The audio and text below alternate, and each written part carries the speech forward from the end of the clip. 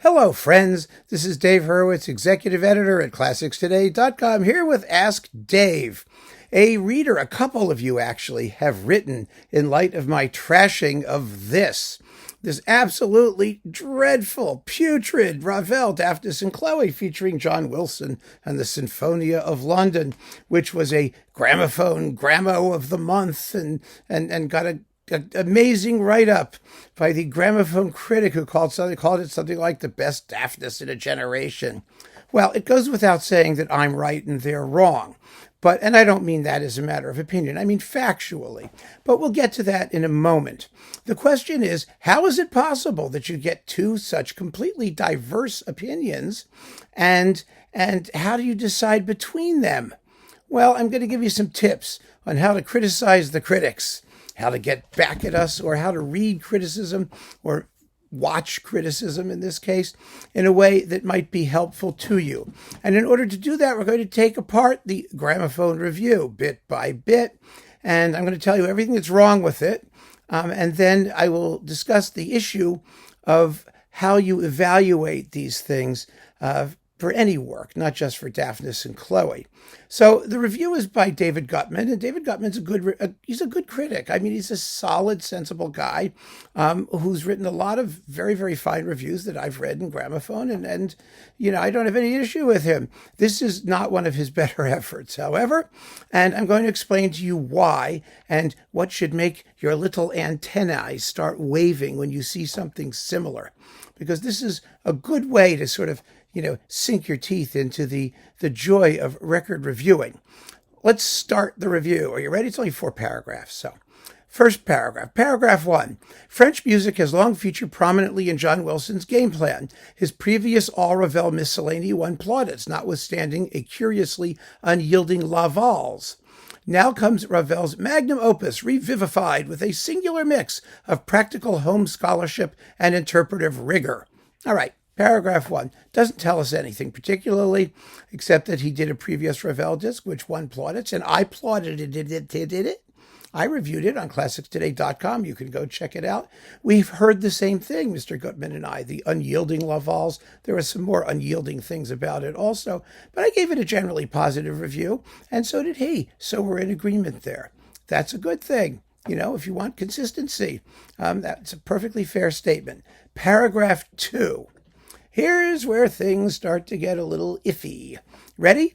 Templates for the complete ballet were set in the 1950s, not so much by the pioneering LPs of Ernest Ansermet and Désiré Émile Engelbrecht as the subsequent efforts of Charles Munch and Pierre Monteux. That's absolutely correct. Monteux, less febrile than his Alsatian colleague, had conducted the premiere. More recently, François-Xavier Roth and Les Siècles on Harmonia Mundi staked their own claim to authenticity through the deployment of well-behaved period instruments after a thorough spring clean of the notoriously unreliable orchestral parts. All right. First of all, nobody cares about the unreliable orchestral parts. It doesn't make any difference because there have been a zillion Daphnises between Munch and Monteux and Roth. And so to jump from them to Mr. Roth on period instruments, a not very good performance in its own right, isn't terribly helpful. But he mentions it, and there it is. Okay, he's establishing his bona fides as a Daphnis and Chloide, someone who knows the work. And he does. So there we go. The Roth spring cleaned the orchestral parts. Big damn deal, really. John Wilson addresses that issue in yet more comprehensive fashion, having spent COVID lockdowns preparing a new edition. Chandos' generous supporting documentation includes his own explanation, an essay by Roger Nichols, a detailed scenario, and photos, ancient and modern. Members of the newly constituted Sinfonia of London Chorus are listed too, although orchestral player identities, Wilson's exalted scratch band, typically contains moonlighting principals and section leaders, remain chiefly mysterious. The flautist we know is Adam Walker, the leader John Mills. Okay, so that's paragraph 2. It tells us absolutely nothing about the performance. I mean, the sound of the performance, what the players do. It just blathers on about who they are and about annotations and things like that, really minor stuff that really ought to come like at the end, like nice notes, essays by, stuff like that, if you want to get into it at all. I am always a little suspicious of people who spend more time talking about that kind of stuff than about the performance, because the performance really is only discussed in paragraph 3 of the 4 paragraphs, and it's a long paragraph, I grant it that.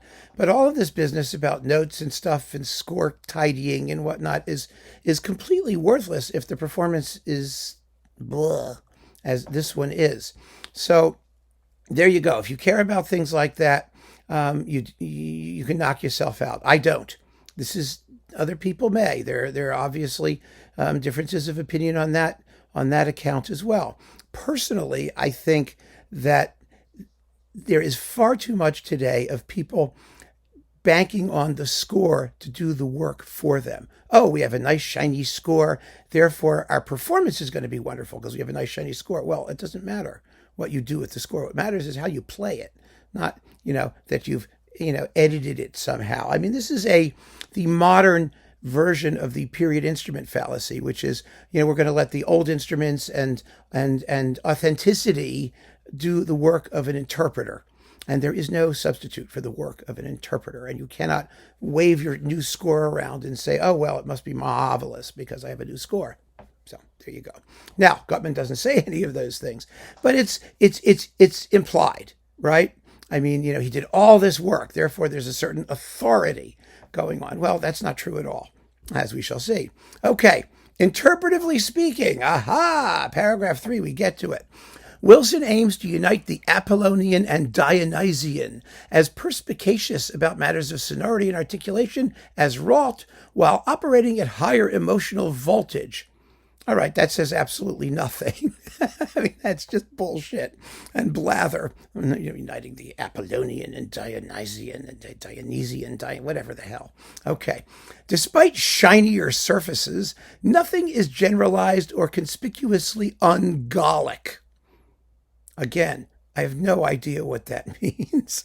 I mean, these sort of general statements tell us nothing. It's ungallic. Well, French person just wrote to me from France saying, I just listened to this, and it isn't Ravel. It's very ungallic. It is absolutely sexless. And as we see, Gutman is also not so sure about what makes it Gallic.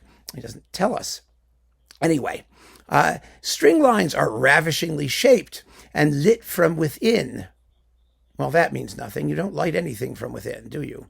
Whether boldly immediate or no more than a diaphanous skein of sound.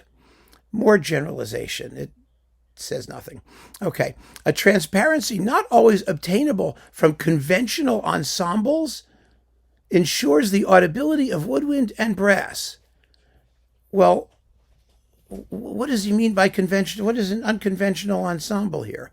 Because it's a pickup band? Because it doesn't play? I mean, that is completely incorrect. It is utter bullshit, and it raises more questions than it answers. Let's put it that way. I mean, and one of the principal problems with this, by the way, as I pointed out in my discussion, is the lack of audibility of woodwind and brass at certain important moments and the rather dullness of the playing of same. So now we're starting to part ways, right?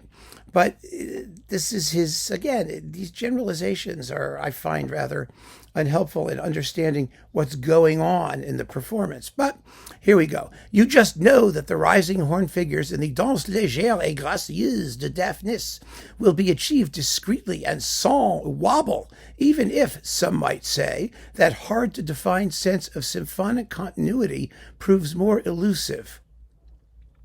Huh? Let's run that one again. You just know that the rising horn figures in the danse légère et gracieuse de Daphnis will be achieved discreetly and sans wobble, even if some might say that hard-to-define sense of symphonic continuity proves more elusive. Okay, first of all, what the hell does the horn wobble have to do with symphonic continuity? We're talking about 2 bars of music. in the first part, there's a rising horn arpeggio. And if it has a little wobble in the horn tone, I mean, who cares? I mean, that is an absolutely trivial point. Symphonic continuity is not a trivial point. I mean, Ravel called this a choreographic symphony. Symphonic continuity is one of the major qualities. So if you have a rising horn arpeggio without a wobble, that's just terrific. But if you don't have symphonic continuity, you've got a real problem. And all of this is smushed into the same sentence without any sense of the significance of either of those statements. And not only that, but if this is such a wonderful performance, if it's lacking symphonic continuity, then why would you, this is a problem we're going to find out that Gutman, has sentences that cancel each other, that contradict themselves in alternate phrases. So that's a problem. That's a big problem. Wilson's preoccupation with color and texture extends to the vowel sounds of the chorus. Its ahs are doleful oohs in the hard-to-pitch introduction to the second tableau. Later, expect some Munch-style hi-ahs for the pirates, as well as notable fruity blasts from the orchestral depths. All right, so every performance of Daphnis ever done has the chorus diddle its vowels, because Ravel just sort of writes and you do things to make the chorus sound more evocative, and he does. That's true. But of course, those hi-ahs in the pirate scene get completely drowned out by the orchestra as the volume rises. So who cares about the hi-ahs? You hear a quiet hi-ah. And then as the whole thing goes, hi-ya, hi-ya, chugga, chugga, chugga, chugga, chugga, chugga, chugga, it gets louder and louder, and you can't hear a thing. And that's a problem. The balances, which I mentioned, which Gutman does not. But, again, whether you have vowel sounds in the chorus is less important than how the chorus sounds generally, and the balance issue. I mean, again, it's a trivial point. It really is. Okay, so there we go. And we had the fruity blast. Here, now we get to the lever du jour, the sunrise in part 3, is predictably fabulous. Predictably fabulous? What led us to predict fabulosity? Nothing. So more expansive than Monteuse, that is true, with sonic space for each half-lit rivulet and emerging bird. My bathtub has half-lit rivulets. It leaks periodically. Listen. Yes, he is a little bit more expansive than Monteux. Is that a good thing or a bad thing? Monteux, I found this performance to sound hasty in the lever du jour. And Monteux is quicker, but he doesn't sound hasty. Why is that? It's a question of texture. Monteux allows all of that wonderful filigree and detail to surround the melody, and you hear it. This is recorded in 1959, Monteux was, or somewhere around there, whereas this is just a blob of sound with a thin-sounding tune underneath it. And it sounds, as a result, it sounds rushed because it has no atmosphere. I mean, it really doesn't. And what's more, well, let's just continue, shall we?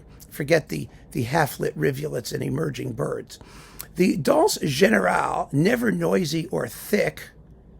Well, God damn it, it's an orgy. It should be noisy and it should be thick. This is one of those things. It's a big, huge climax of the whole work. God damn it, if it isn't noisy, then there's something wrong. And it isn't noisy. Not noisy enough. Not thick enough. And he's saying, might just be the raciest. Wait till you hear this. Just might be the raciest since 1955. Well, what happened in 1955? That was the first Munch recording, by the way. Then he says, Munch enthusiasts, of whom Wilson is plainly one, no, he's not, might feel a lack of erotic charge, even here. So wait a minute.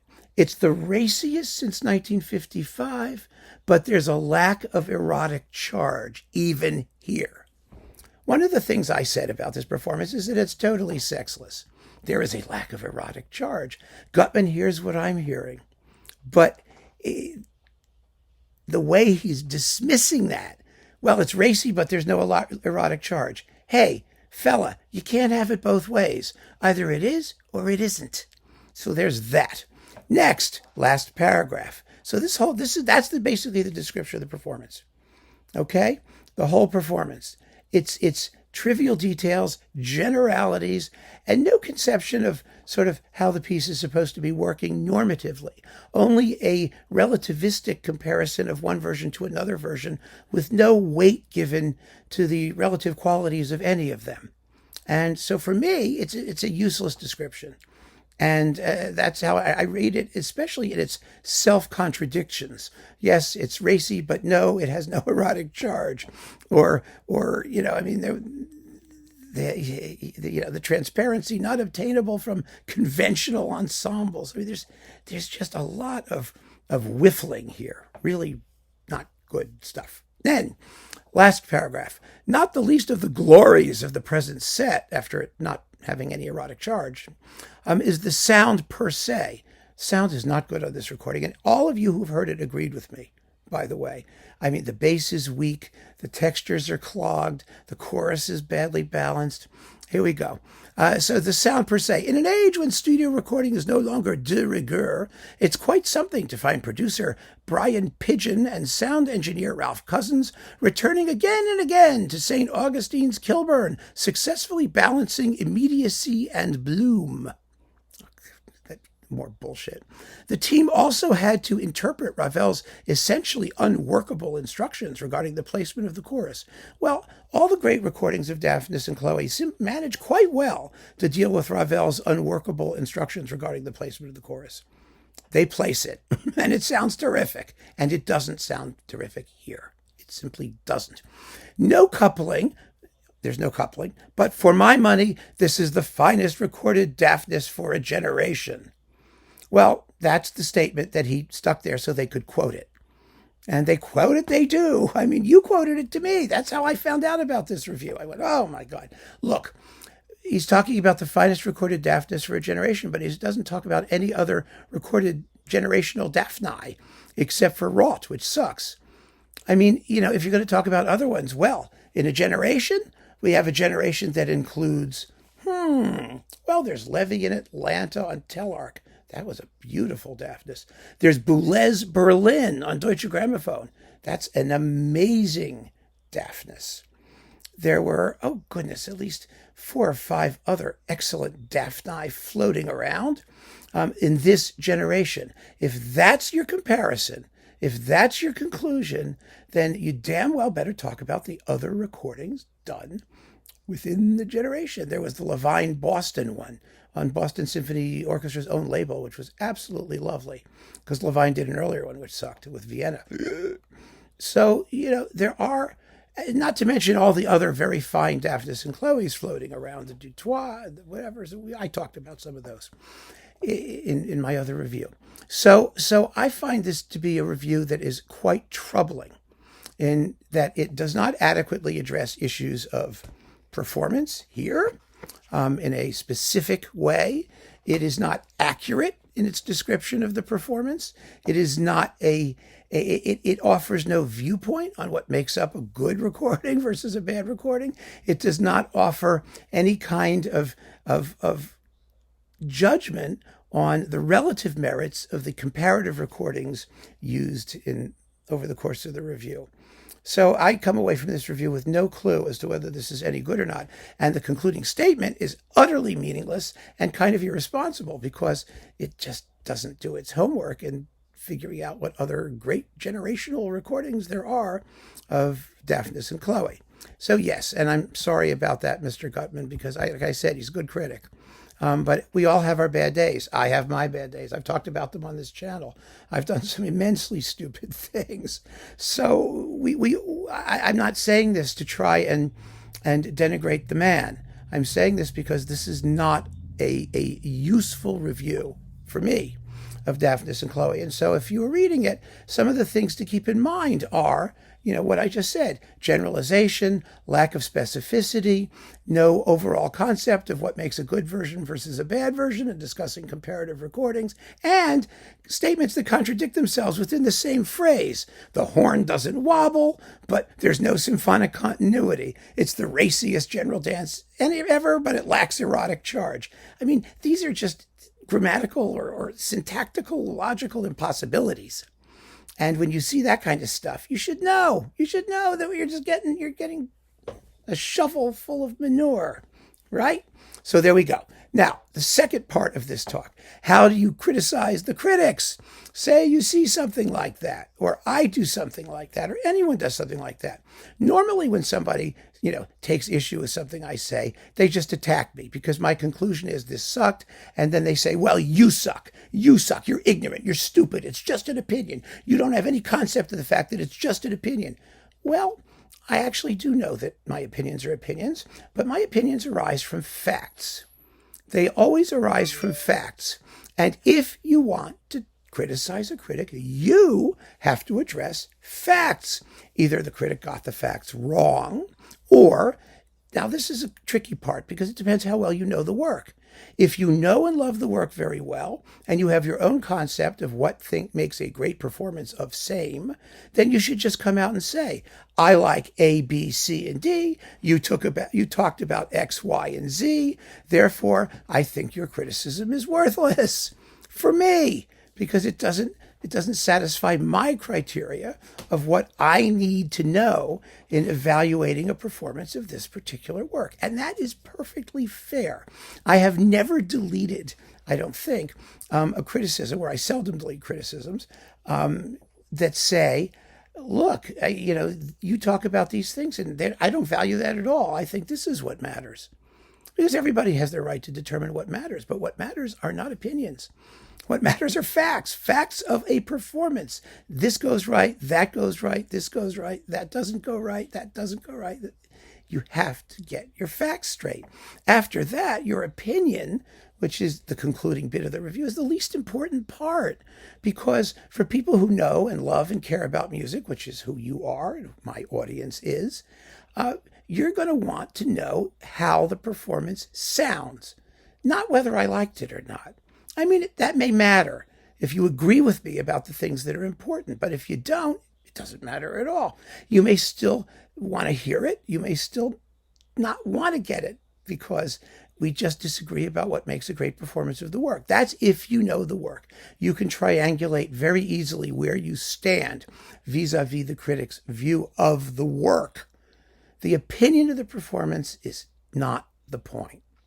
And I can't say that too strongly because most of the nasty things I get when they're not anti-Semitic or something else, I got a couple of those recently, is just a question of you're just being mean because you don't like the fact that I don't like the guy you like.